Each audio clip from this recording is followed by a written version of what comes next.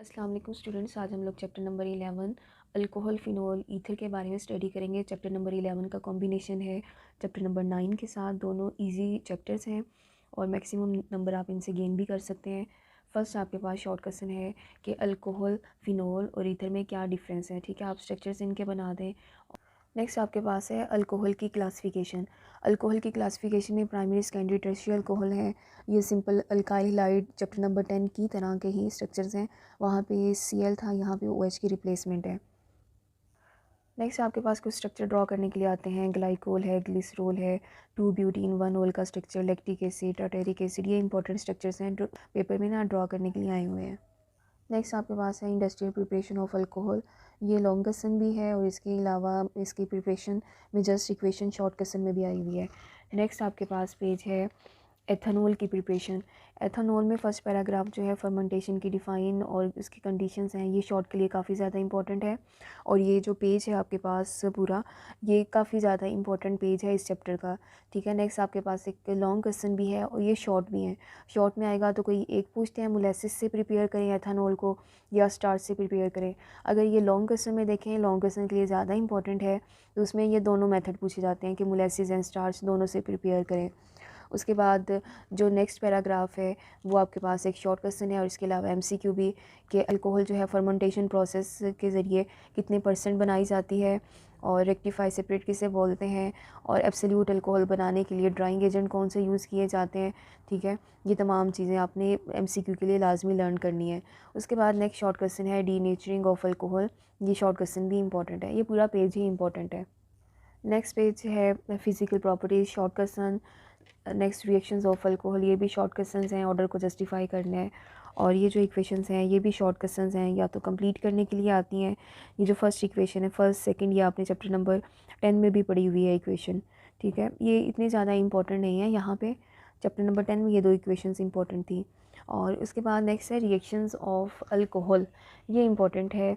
Reactions of alcohol में oxidation, ये long question है। ठीक है, लॉन्ग क्वेश्चन की निस्बत ना इसमें शॉर्ट क्वेश्चन के साथ साथ MCQ भी बनते हैं कि एथेनॉल प्राइमरी अल्कोहल की ऑक्सीडेशन से क्या बनता है, अल्डिहाइड्स बनते हैं।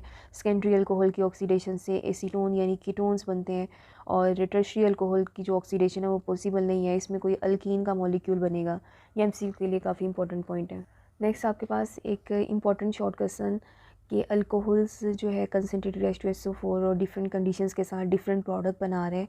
ये एक्सरसाइज का शॉर्ट क्वेश्चन है, ये इंपॉर्टेंट है। नेक्स्ट है कि एथेनॉल का रिएक्शन करवा दें PCl3 PCl5, ये भी शॉर्ट क्वेश्चन है। ठीक है, और ये रिएक्शन भी आपने चैप्टर नंबर 10 में पढ़ा हुआ है उसकी मेथड ऑफ प्रिपरेशन में अल्काइल हैलाइड की। नेक्स्ट आपके पास है ल्यूकास टेस्ट। ल्यूकास टेस्ट जो है वो काफ़ी ज़्यादा इंपॉर्टेंट है लॉन्ग क्वेश्चन के लिए। और ल्यूकास रीएजेंट का फार्मूला क्या है ये आपने याद करना है MCQ के लिए। टर्शियरी अल्कोहल का ऑयली लेयर बनाते हैं। ठीक है, ये सारी चीज़ें MCQ के लिए भी हैं और ये काफ़ी ज़्यादा ईजी रिएक्शन है। सिर्फ आपने OH को रिप्लेस करके Cl लगाते जाना है। टाइमिंग आप इनकी याद रखें। नेक्स्ट आपके पास है एथेनॉल और मेथेनॉल की डिस्टिंक्शन का टेस्ट है, ये इंपॉर्टेंट है शॉर्ट क्वेश्चन के लिए। ठीक है, एथेनॉल ये टेस्ट देते हैं, मेथेनॉल नहीं देते हैं। नेक्स्ट आपके पास है uses of alcohol, short question है। नेक्स्ट आपके पास है फिनोल। फिनोल का सेकंड नेम क्या होता है? फिनोल को कार्बोलिक एसिड बोलते हैं। लास्ट टाइम भी MCQ आया हुआ था। प्रिपरेशन ऑफ फिनोल के दो मेथड्स हैं। लास्ट टाइम इस चैप्टर में से कोई भी लॉन्ग क्वेश्चन नहीं था, सारे शॉर्ट क्वेश्चन थे। अगर लॉन्ग क्वेश्चन देखे हैं तो प्रिपरेशन ऑफ फिनोल, ये दोनों मेथड एक लॉन्ग क्वेश्चन भी बन सकते हैं। नेक्स्ट आपके पास इसका जो फिज़िकल प्रॉपर्टीज़ हैं वो जस्ट रीडिंग है। उसके बाद है acidic behaviour of phenol. Phenol वाले पोर्शन का मोस्ट इंपॉर्टेंट लॉन्ग क्वेश्चन है ये।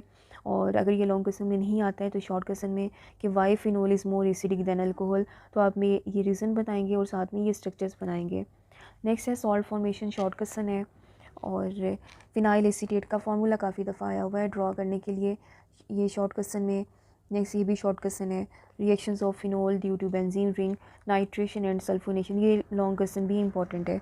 ठीक है, इसमें मेथड ऑफ प्रिपरेशन या आएंगे या एसिडिक नेचर ऑफ फिनोल या नाइट्रेशन सल्फोनेशन के मेथड है। उसके बाद नेक्स्ट आपके पास है हेलोजिनेशन है, हाइड्रोजिनेशन है, ये शॉर्ट क्वेश्चन हैं। रिएक्शन विद फॉर्मल्डिहाइड या बेक्लाइड की फॉर्मेशन, ये लॉन्ग क्वेश्चन बन सकता है लेकिन ज़्यादा इंपॉर्टेंट शॉर्ट क्वेश्चन के लिए। नेक्स्ट आपके पास है ईथर वाला पोर्शन। ईथर में एक शॉर्ट क्वेश्चन बनता है सिमेट्रिकल और नॉन सिमेट्रिकल ईथर के दरमियान क्या फ़र्क होता है, ठीक है, अनसिमेट्रिकल ईथर में, तो ये शॉर्ट क्वेश्चन के लिए इंपॉर्टेंट है। नेक्स्ट आपके पास है प्रिपरेशन ऑफ ईथर में 2 मेथड हैं, विलियमसन सिंथेसिस है या आपने क्या करना है ड्राई सिल्वर को यूज़ करते हुए विलियमसन सिंथेसिस इंपॉर्टेंट है शॉर्ट के लिए। फिज़िकल प्रॉपर्टीज़ जस्ट रीडिंग है, इसकी केमिकल रिएक्टिविटी भी आपके पास जो है इसकी रीडिंग है, केमिकल रिएक्टिविटी भी रीडिंग है। ईथर्स इनर्ट सब्सटेंसेस होते हैं, ये आपने याद रखने हैं, आसानी से किसी के साथ रिएक्शन नहीं करते हैं। ईथर में ये HI के साथ जो रिएक्शन है ये कंप्लीट करने के लिए आया हुआ है शॉर्ट क्वेश्चन में। अगर हम इसके एक्सरसाइज के क्वेश्चन देखें, एक्सरसाइज में MCQ तो आप लाजमी लर्न करें, एक्सरसाइज के ही आने के चांस होता है। अगर शॉर्ट क्वेश्चंस में देखें, शॉर्ट क्वेश्चंस वही हैं जो पीछे आपने पढ़ लिए, वही इंपॉर्टेंट है। अल्कोहल्स पूछा हुआ है क्लासिफिकेशन और मेथानॉल से प्रिपेयर करना है। क्वेश्चन नंबर 7 भी आपके पास ये डिफाइंस आई हुई है। क्वेश्चन नंबर 8 में भी रिएक्शन बताए हुए हैं कि एथानॉल के रिएक्शन करवा दें, H2SO4 इनके तमाम के साथ रिएक्शन करवा दें, ठीक है। ये तमाम रिएक्शंस पीछे दिए हुए जो मैंने बताया था इंपॉर्टेंट है, ये वही वाले रिएक्शन है। उसके बाद है ये क्वेश्चन नंबर 10 इंपॉर्टेंट है, अल्कोहल और फिनोल को कैसे डिफ्रेंशिएट करते हैं, ठीक है। इसमें ज़्यादा इंपॉर्टेंट अल्कोहल फिनोल है, मेथनॉल एथनॉल भी है। और इसके बाद है क्वेश्चन नंबर 11 रीजनिंग वाले क्वेश्चन है, मोस्ट इंपॉर्टेंट क्वेश्चन है, ठीक है। इथाइल अल्कोहल लिक्विड है, मिथाइल क्लोराइड गैस है, रीज़न यही है हाइड्रोजन बॉन्डिंग पहले की, नेक्स्ट वाले की भी हाइड्रोजन बॉन्डिंग है रीज़न।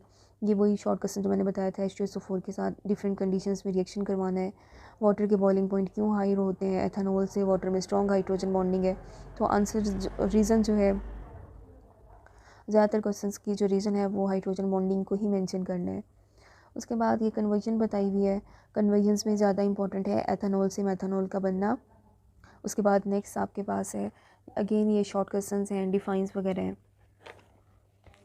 उसके बाद है क्वेश्चन नंबर 15 आपने अरेंज करना है कि किसकी एसिडिक स्ट्रेंथ ज़्यादा है। क्वेश्चन नंबर 16 ये भी इंपॉर्टेंट है, फिनॉल के रिएक्शंस बता दिए हैं जो बताए थे आपको। क्वेश्चन नंबर 18 इंपॉर्टेंट है, स्ट्रक्चर्स दिए हुए नाम लिखने हैं आपने।